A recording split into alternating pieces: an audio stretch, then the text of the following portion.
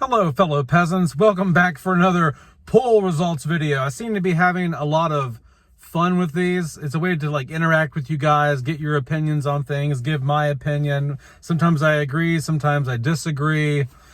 So yesterday I asked which direct sequel best honors the original in terms of cinematography, tone, the essence, what was the soul of the original, and does the sequel honor that in terms of continuity? When everything's all packaged together, which one of these four does it the best?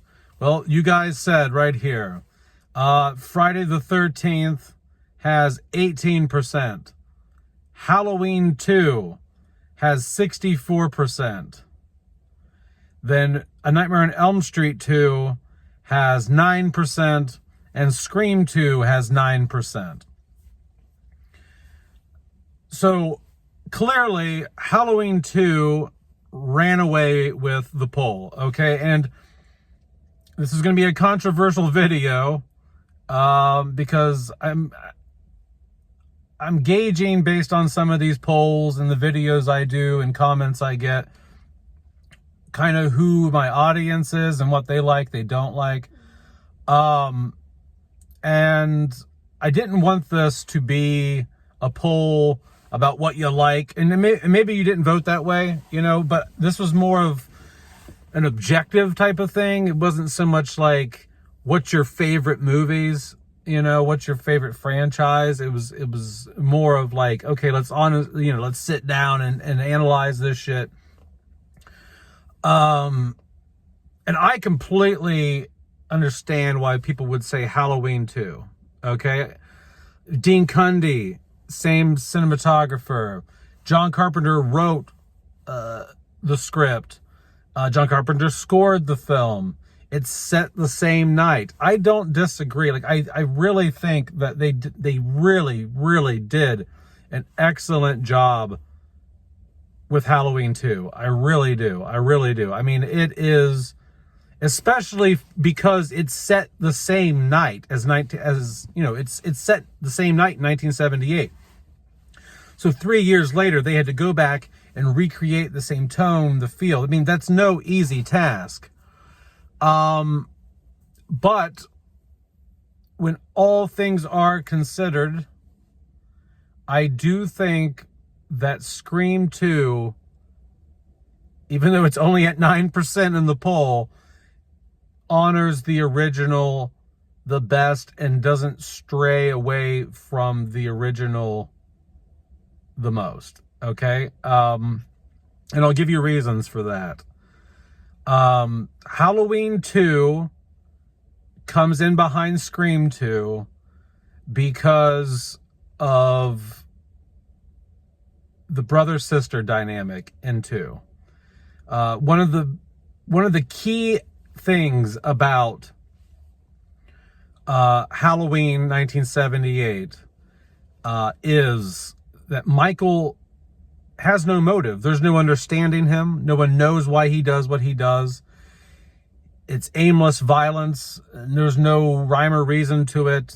And he doesn't have a particular target. And then the second film basically says, well, he's just after his sister. And I've never really cared for the brother-sister dynamic in 2. I think if 2 did not have that, it would have a stronger argument for it being a perfect sequel. But I think it gives Michael motive, and Michael's scarier when he doesn't have motive. He doesn't have one single target that he's after, per se. It just gives more background to Michael. It gives Michael a reason, it gives him, motivation. I also think that in terms of the violence in Halloween Part 2, 1981, I do think that they upped the violence a bit, especially with the needle in the eye and the throat slit and the blood all over they upped the, and I get it. They were trying to like, oh, you know, we can't do the same theater of the mind Hitchcock thing that we did in 1978. The Friday movies are out now. We need to up the violence a bit. That's what audiences are expecting at this point in time. And I get that. But, you know, if we're going to come down to nitpicking and trying to go, okay, who is the closest when we're taking it detail by detail, I think that is a negative against if I want to be even further nitpicky about Halloween 2, Dick Warlock's robotic walk as opposed to Nick Castle's smooth cat-like mannerisms in the original 1978. It's a startling difference. The fact that the mask looks a little tighter on Dick Warlock's face, because Dick Warlock's head was bigger than Nick Castle's. The mask looks a little different because it laid under Deborah Hill's bed for 3 years and she chain smoked, and it altered the mask a bit, discolored it a bit. Nitpicky nerd shit. I understand. Very nitpicky nerd shit. But the main reason is the brother-sister dynamic and giving Michael the motive.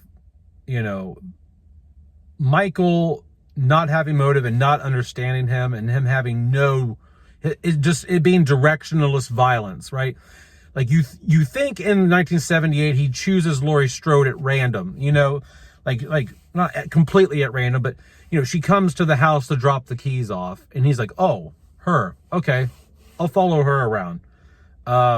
It wasn't anything personal, you know, she just happened to be the person who showed up to the Strode house, not the Strode house, the Myers house, to drop the keys off. And he's like, okay, all right, I guess you're the next, you know, my next murder victim. So that's why he followed her around. It wasn't because she was his sister, you know.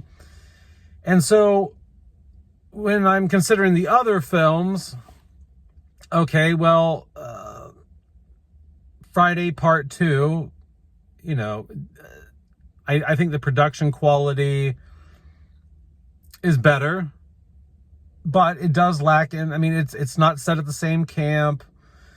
The first film was intended to be like a one-off. Jason wasn't supposed to have survived, like, you know, but you find out in Part 2 that Jason never really drowned. He made it to land, and he lived a reclusive lifestyle, and he lived like a wild animal out in the woods until he was a grown adult. And that's all fine and well, but you know, I'm just saying, like, there's continuity issues with Friday, but it's still pretty close. It's still pretty close. I just think that the setting's different, the camp layout's different. They shot it at a different camp. The vegetation is different there. I had to really think about this one, guys. Like, this poll was hard. Like I've sat like the last day or so thinking like, oh, like, you know, how am I gonna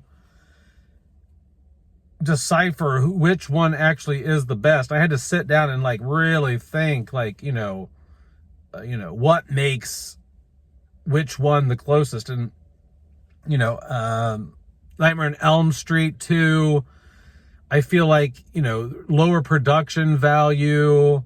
Yeah, it's kind of tied in because he moves into Nancy Thomas's house, and you know, they find out she was having the dreams of Freddy in her diaries and things like that, and then he possesses Jesse. But I just think that Scream 2,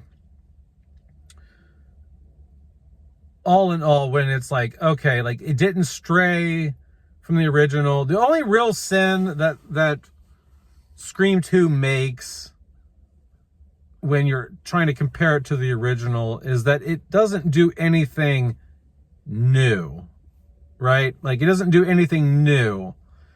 It just takes what Scream 1 did and it does it slightly less good, right? Because the continuity's there. The production value is there. The Kevin Williamson's back as a writer. Wes Craven's back as a director. No cast members were replaced. It's all the same cast. Like everything is like 9.9%, you know, it's on like a 9.9 success ratio in terms of everything across the board. Like there's no continuity sins. It doesn't change the essence of, like, the first film was very meta. We're playing by these rules. These are the rules of the horror genre. We have to abide by them. The killers are infatuated with horror movies. And, you know, and that plays into it. Like Mickey's a big horror movie fan. He's a serial killer.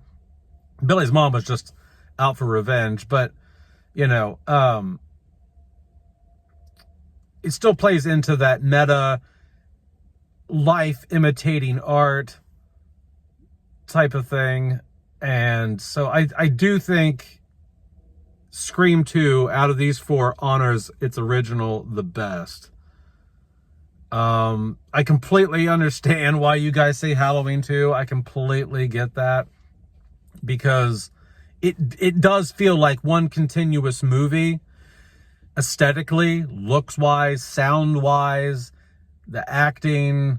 I mean, everything about it cosmetically is very on par. But when you get down to like the soul of the film, what the original was saying, what it was trying to do, what it was going for in terms of its messaging and its technique, I just feel that giving Michael the brother-sister motive dynamic thing takes away what makes Michael the scariest. Like when Michael has motive, when Michael has direction, when Michael has a target, and a background to that target, you know, like it's not just like because she's his sister.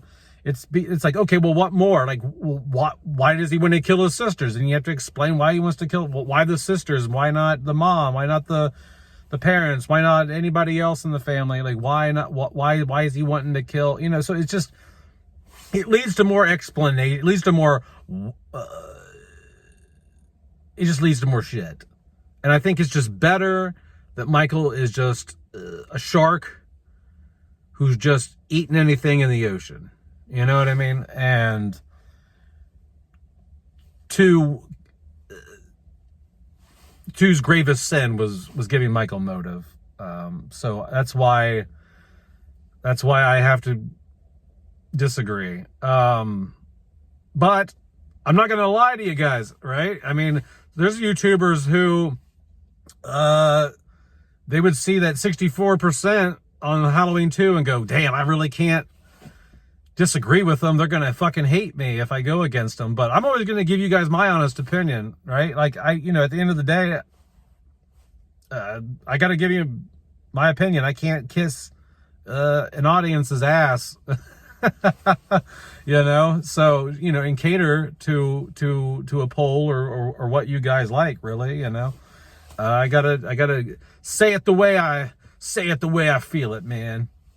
Anyway, but that's it, guys. Let me know in the comments below if you haven't already voted, or even if you have voted, have a discussion down in the chat below. Let me know what you think about the poll, what you think about what I said. And anyway, guys, have a good one, peasants. Peace out. Bye-bye.